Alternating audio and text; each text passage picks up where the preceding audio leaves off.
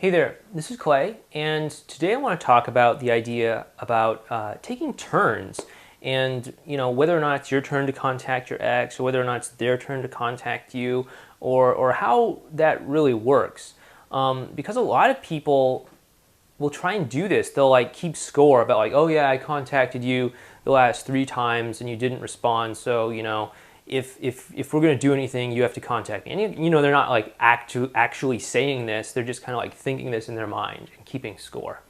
And what it really is actually it's a little bit passive aggressive, and it's not really going to help take you where you want to go. I know it can be difficult when you're reaching out to someone and things just don't work out, and then you reach out again and they still don't work out, and eventually you start to think like, hey, okay, maybe I'm just being like a burden here. Maybe I'm just like being a bother. And so maybe you pull back, but I wouldn't worry about that as long as you're not like contacting them like a billion times a day or something like that. As long as you're not doing that like kind of thing where you're like right after the breakout where you freak out and you're just like contacting them like every waking second. It's totally okay if you want to be with someone and you reach out to contact them. That's absolutely okay.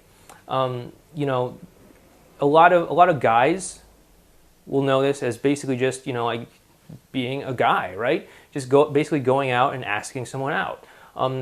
That's a lot of cultural expectation that's placed on us as men, is that we are generally expected to initiate things, and so there's nothing wrong with doing that. There's absolutely nothing wrong with initiating things. And women, you're not off the hook either. A lot of times women will be like, yeah, I just want a guy to take initiative. So they just kind of sit around and wait for great things to fall into their lap. But that's not how it works. If you're a woman and you're trying to get back together with your ex, you're going to have to reach out too. You're going to have to reach out and contact him. That doesn't mean you have to be all like dude about it or anything, but you do have to. If you want something, you have to go out and get it. You can't just expect for it to come to you. If you do that, that's how you get a very mediocre life in general. If you want something, you have to go out and get it. Don't worry about keeping score. Don't worry about whose turn it is. As long as you're not being a nuisance, and by being a nuisance, I mean like contacting them to the point where they're like, yeah, can you just stop contacting me?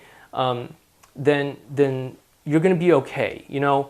Because it's their responsibility to enforce a boundary, and if you're contacting them too much, that is their boundary that they have to enforce. You can't dictate how they feel. You can't enforce that boundary for them.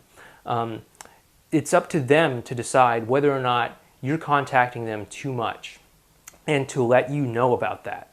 And if that happens, then okay, then you know to back off. But it's okay to go after what you want. It's okay to do that. You don't have to keep score and be like, oh, well, yeah, I reached out twice, and for some arbitrary reason, twice is the maximum number of times I'm going to let myself reach out, and so now I'm just going to wait for you to contact me, because, they're probably not even playing that game.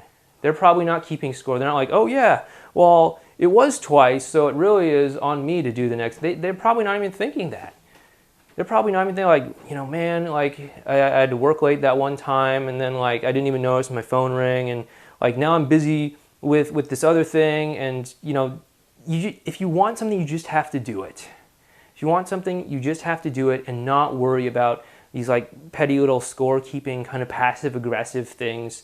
You just have to drop all that and be like, okay, do I want to be with this person? Yes or no? If the answer is yes, then it's like, okay, what am I going to do about it?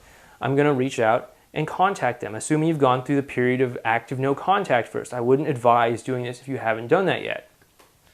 And, just drop the scorekeeping, just drop the expectation, drop the arbitrary rules, and just go after what you want. Whether you're a man or a woman, go after what you want, and don't wait for things to just happen. Don't take a passive approach on life, because if you do, you'll oftentimes realize that you may not get the results that you're hoping for. You may not get the outcomes that you want.